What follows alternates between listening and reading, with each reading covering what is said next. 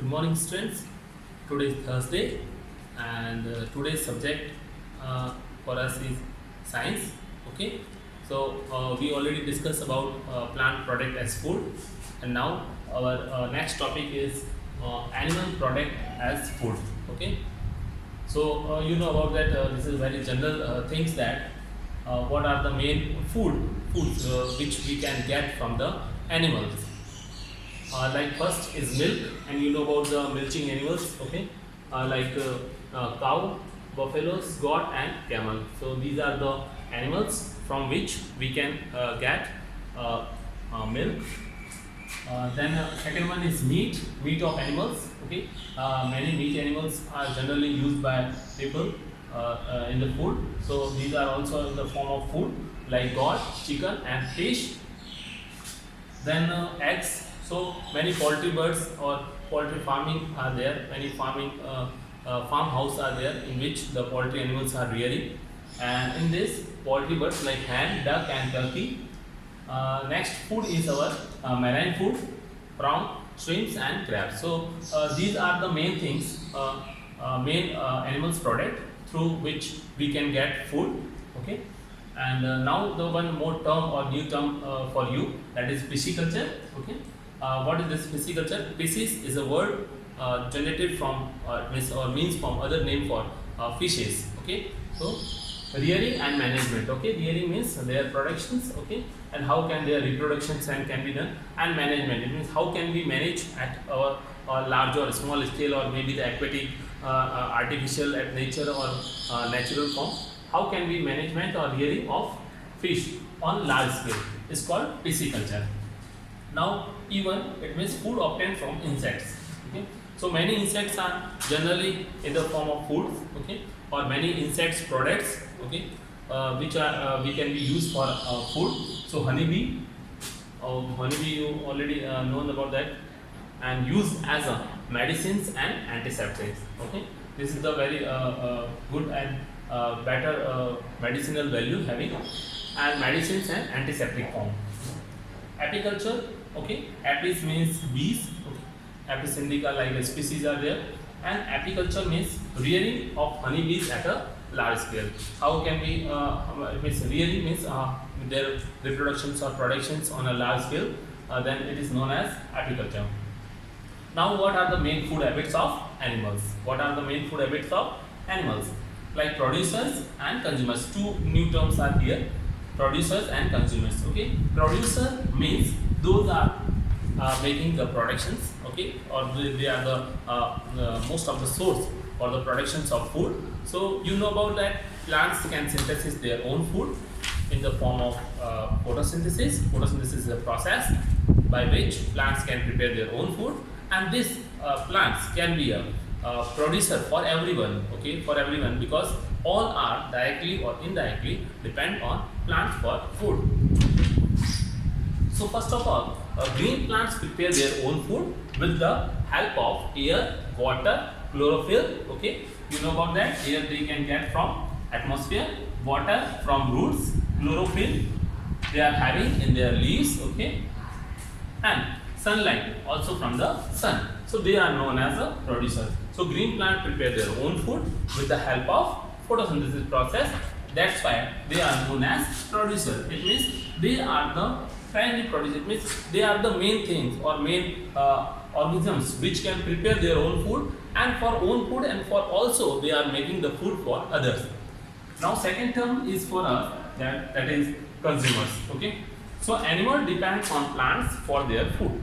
Generally rest of, it means except of producers, all are just consume food from the others, or taken food from the others. So animals depend on plant for their food, therefore they are called consumers, because they are consuming food from the producers directly or indirectly. That's why we have to tell consumers. It means just dependent on the producer. So most of animals are just present. We can continue in this consumers. Okay. So next topic, we already discussed about animal product as a food, and now we are discussing based on their feeding habits, animals are divided. Okay, it means how they feed the food.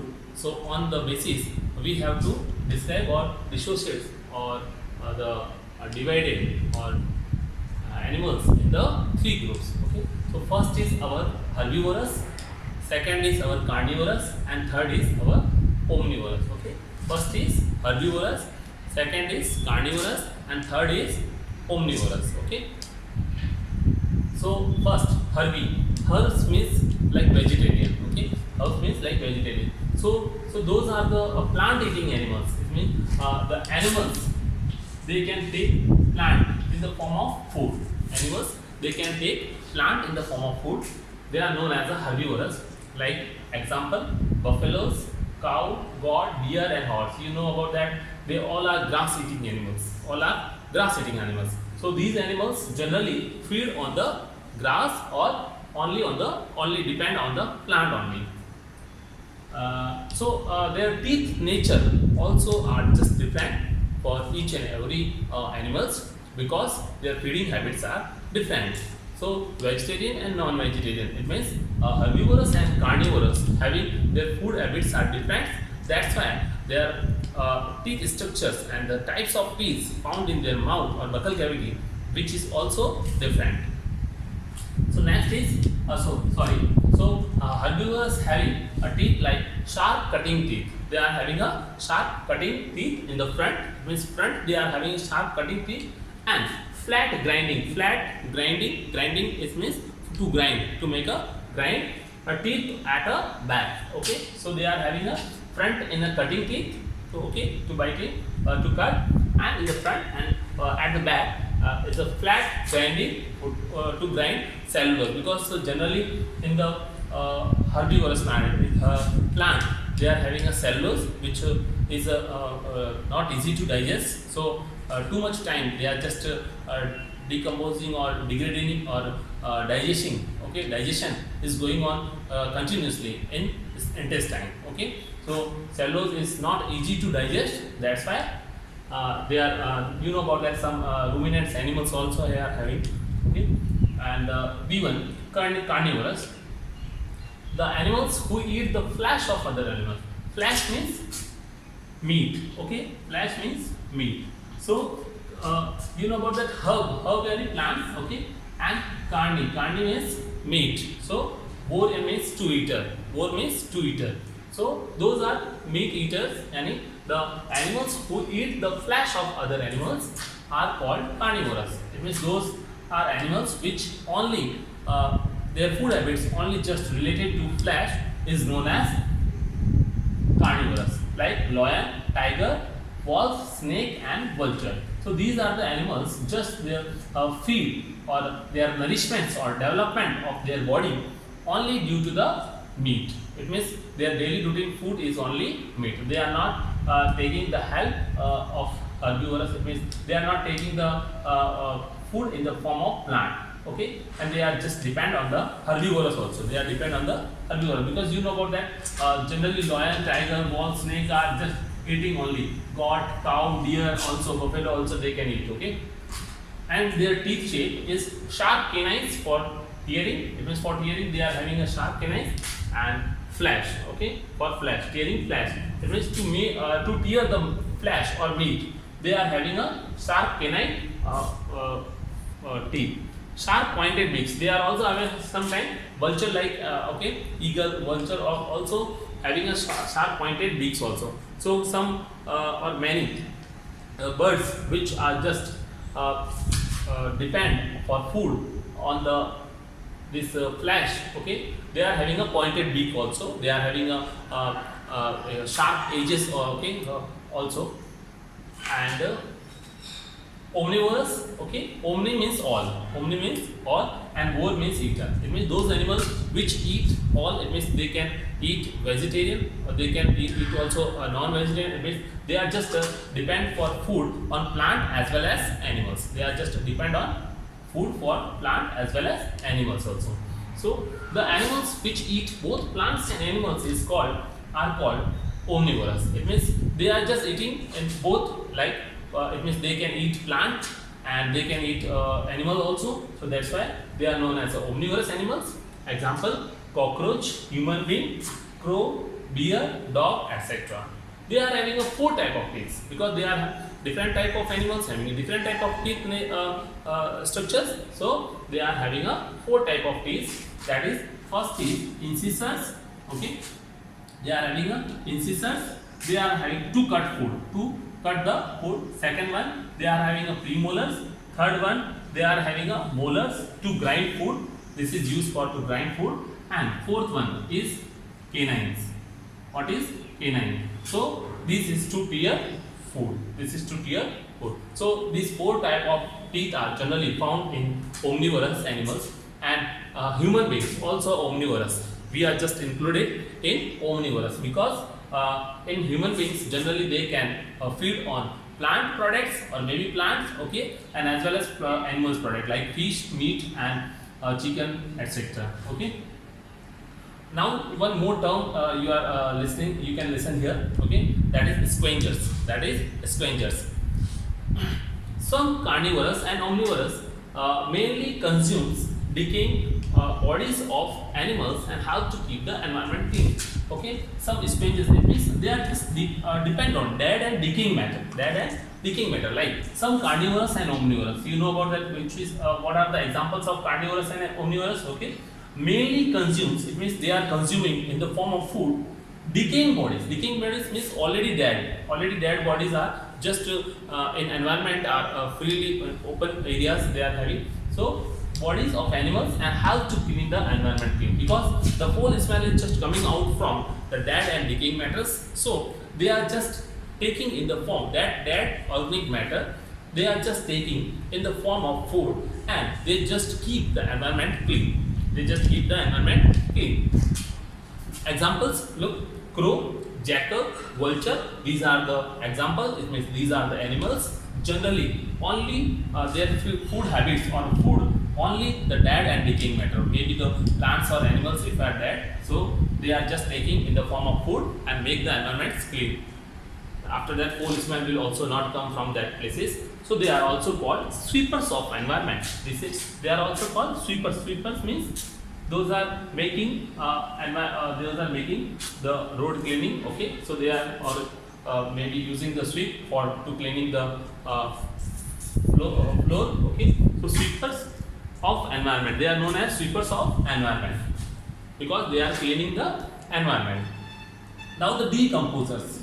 Okay, what are the decomposers? Some microorganisms, living things, maybe microorganisms like bacteria, okay, or microorganisms maybe, okay, fungi, etc. Microorganisms, living things feed on dead and decaying plants and animals. It means if microorganisms, living things only depend on plants and animals for dead and decaying, those dead and decaying that are like example fungi and bacteria. So these 2 examples are known as decomposers.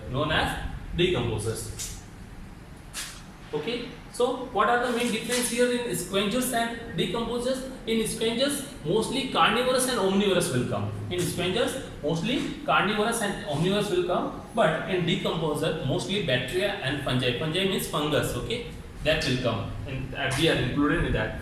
They give nutrients back to the environment. They give nutrients back to the environment because when they will, the fungi and bacteria will die, their automatically nutrients will submerge in the soil, and the soil will get, and the soil will be replenished with the nutrients, and plants get their nutrients in the from the roots. Okay, with the water.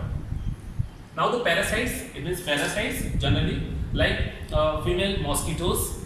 Okay, female Anopheles mosquitoes which spreads malaria in the human beings are also example of parasite, or also example of parasite. Okay, because female Anopheles mosquito generally sucks up the pure blood from us, okay, from our body, and they just penetrates and just give hemojoin, it means type of poison which spreads the malaria in our body. Okay, that just spread and in our blood capillaries, okay, or blood vessels. So these are small animals who live on the body of other living. It means they are just live on the other body.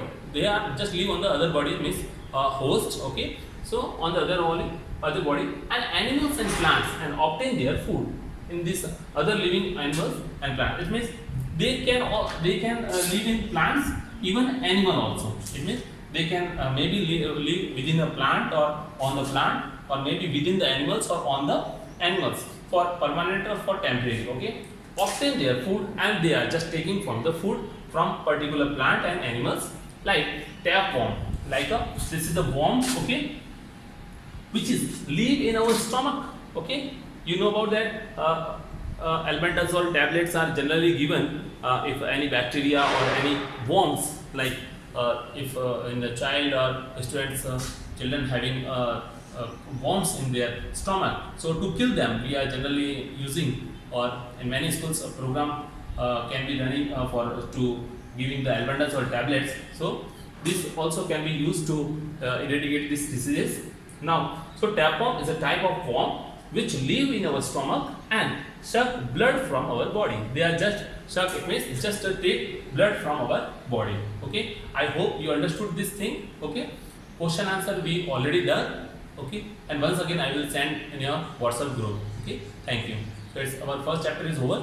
Now in second class or next class we will start our second chapter. Okay, thank you.